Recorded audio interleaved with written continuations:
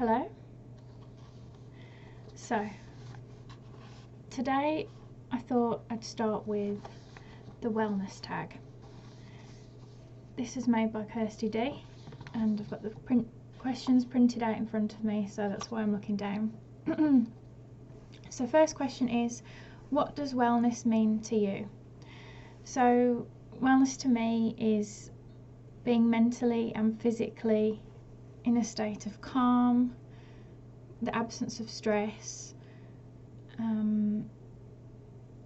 that sense of well-being, kind of like contentment as much as you can in daily life. It's a continuum. It's not supposed to be something you have moments of. It should be a kind of general sense of well-being. Second question, if someone was struggling with life, what advice would you give them? I'd first off encourage them to seek help from other people, anyone in their support network that they could share what was going on with them for. If not so much a friend or family, maybe somebody trusted at their work, or if there's literally no one, then reaching out to a professional and getting help. Sometimes delegating tasks to other people can help. I think that would be the first place I'd start.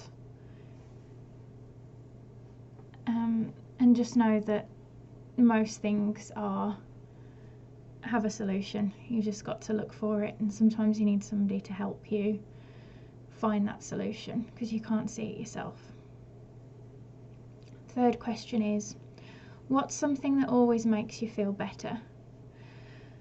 In terms of wellness, something that makes me feel better is definitely doing meditation. If I'm feeling so kind of chaotic and out of it, then a guided meditation, because then I don't even have to really think. I can just let myself be, well, guided by somebody else.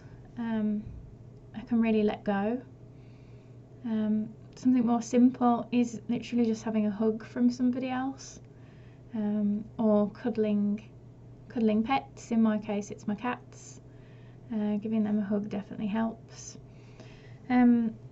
Something to get me out of a funk sometimes can be just moving, putting on a favourite song, dancing along, singing along, just being a bit crazy because nobody's watching. I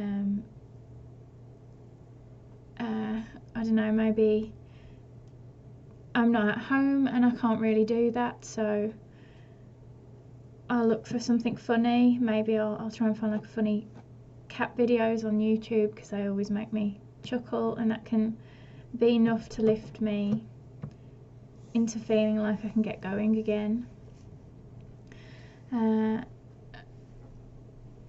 Remembering to connect with nature helps a lot.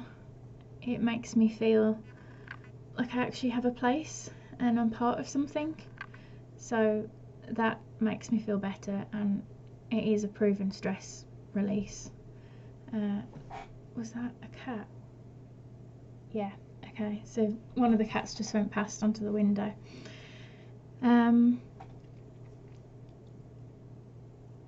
Doing a grounding meditation, you can do those pretty much anywhere. You can just take literally 3 minutes while you go to the bathroom.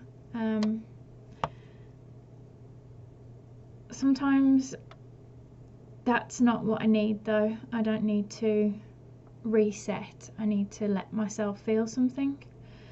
In that case, I probably need to have a cry, and I'm not one that struggles with crying. I can cry very easily when I'm happy, when I'm sad, when I'm frustrated. Any emotion I can cry at. So sometimes I just need to let myself get it out in that sense. Crying is actually a stress relief in itself. You can test people's tears and find that cortisol is present in them, which is a stress hormone. It's another way for it to leave the body. So I'll just throw myself onto my bed and hug a pillow and let myself cry face down on the bed, and literally after 3 to 5 minutes of doing that I feel better, and I can be like, right, that's done now, I can move on to the next thing. What can I do about that? Why did it get to me so much? And move on from there. Yeah, just go and make a pot of tea then and figure out what to do next. Pulling cards, pulling tarot or oracle cards is helpful. It can allow me to see things from a different perspective if there's no one there to kind of talk it out with. That can be helpful. Or just definitely going for a bath or shower. It literally makes me feel like I can wash away whatever it was that was getting to me or I didn't like, and it can reset, especially if I have a really nice indulgent bath, and really take that time out. That was a long answer. So next question is, who or what inspires you?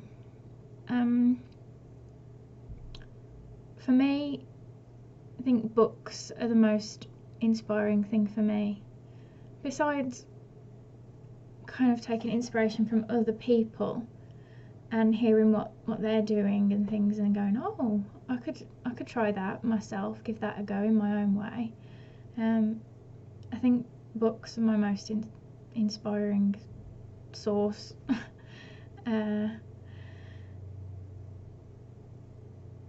Yeah, it's not so much necessarily the book, and it's not so much non-fiction. It's the characters within the books. They can be inspiring for me because I feel like through the book journey you really get to know them, you really get to understand how they think and why they think the way that they do, and sometimes just kind of going through that journey of a character, seeing them grow and change and evolve and become better versions of themselves through their trials and tribulations and things, it can allow me to find the courage within myself to do the same in my own life, even with mundane things and never as fantastical as the things in books usually. So that's what inspires me. Fifth question is, what's the best advice you've ever been given? For me, it goes back to when I was a teenager and I read the book Feel the Fear and Do It Anyway. My psychology teacher at the time lent it to me, and it was exactly what I needed at that time, and I often think back to the principle of that book, and it allows me to refine my courage, and I can just leap into something anyway. Luna. Oh, cats, they have to get everywhere they're not meant to be, don't they? Right, okay.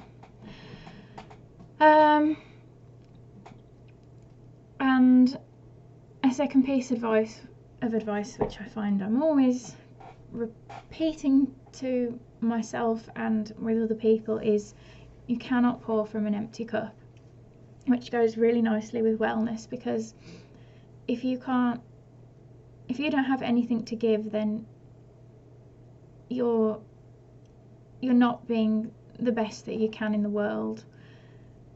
If all your resources are dried up, you don't have anything to give for yourself or to other people. So it's not the best state to live in. And that allows you to find your ability to look after yourself and not see it as a selfish act, because I remember growing up and definitely doing anything for myself felt like I was being selfish, even though that wasn't the case. Question 6. Any tips for a happy life?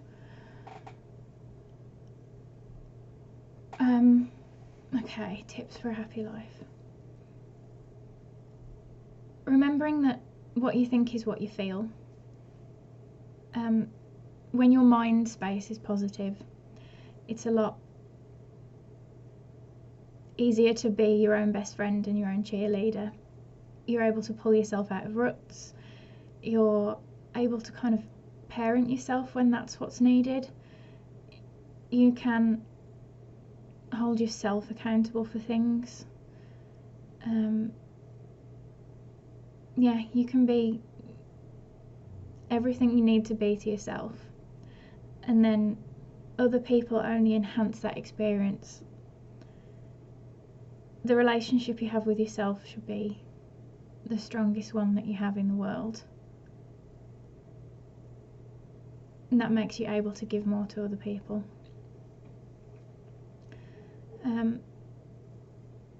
It's then easier to think authentically and act congruently in the world, and actually be compassionate to yourself and to other people. So sorting out what's going on in your head cognitively is the best thing. Luna. Oh, okay, she's going to sleep. I can see her in the camera view. Question 7. How do you stop yourself from comparing yourself to others? Oh wow, comparison. Really it comes from building up a strong sense of your own self-worth, which is your self-esteem. Learning to accept your mistakes as lessons, that they are just mistakes, you know, a mistrial. They don't have to be defining moments. You can learn from them and change that course.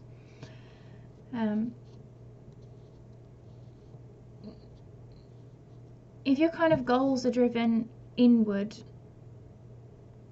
so that you are trying to be the best version of yourself, it's easier to not compare yourself to others, because you recognise that they're on a different journey to you, that they're doing their thing and you're doing your thing, and you don't really need to compare yourself to them, because it doesn't necessarily get you where you need to get to. You can then see the beauty in other people and in their path, and you can take inspiration from that, admire them, but you don't need to try and become them or feel like you're less than because you're not this thing or that thing. You know that you're a different person, and that's okay. And you can be humbled by that fact too. Question 8 is, how do you keep your home happy? I look after it the way I would do with a pet. I clean it, I maintain it, I talk to it even, especially when I'm here by myself, which is quite a lot. I'll just talk to the cats and to the house like they're living things. Well, of course the cats are living things, but you know what I mean. I cleanse it and I bless it regularly in the spiritual sense. I express my gratitude towards it openly, verbally. As much as I know that this house isn't my forever home, I know that it is still a home for me and my family and the cats. So it needs to be respected for that. If you mean more how do I keep kind of the people in the home happy, I took that to be a little more literal than perhaps it was meant to be. I take the time to listen to them and give them my undivided attention. I remember to be grateful to them and affectionate to them. Take the time to show them that I actually value them and they're a priority in my life. and think about how my actions affect them, and I try to be conscientious.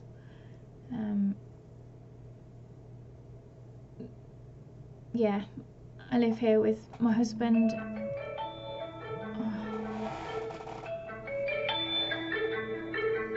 No, PPI. I don't want your help. Very annoying. Question 9. What's helped you the most in life to be happy? Definitely my spirituality.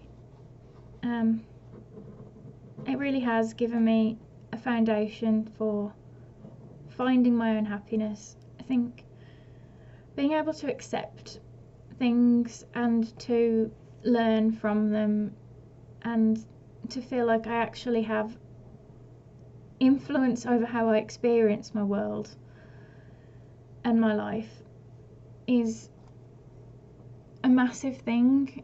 Being able to find a sense of purpose, a sense of connection, a sense of community is something I'm very grateful for, and I can't imagine how I would be had I never embraced any of this path. I don't even think I'd be here. No, I really don't think I would. So my spirituality is definitely what's helped me be most happy in my life. As much as I value the people in my life, the people that I love, they've only added happiness to my life, but in that sense of rationality, I know that I can exist even if those things aren't present in my life, and I can exist happily.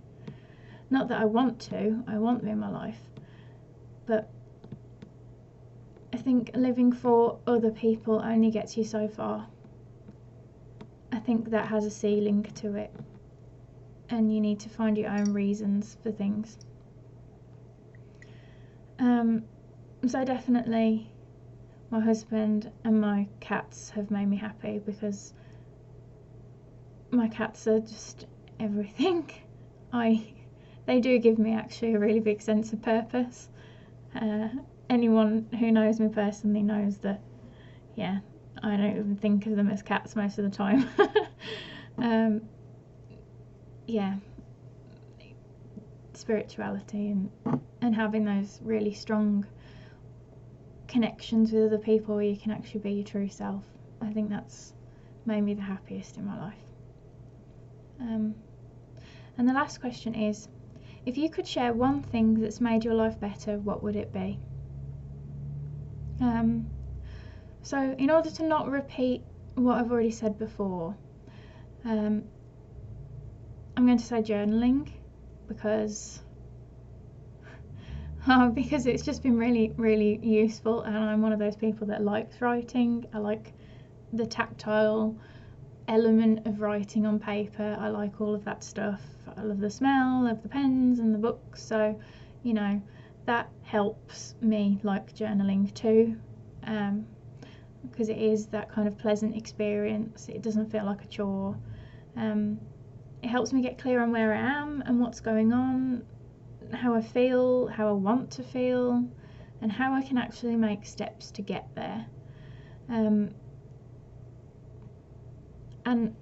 something else which is less maybe easy to do on a daily basis would be travel. Just that sense of experiencing different places and different people, different types of everything is just a really expansive experience, really broadens your horizons. I know that's a bit cliche to say, but it does feel like it does add to my value and does allow me to appreciate even more kind of maybe the more mundane things that I have going on in my life. And it just enriches the human experience.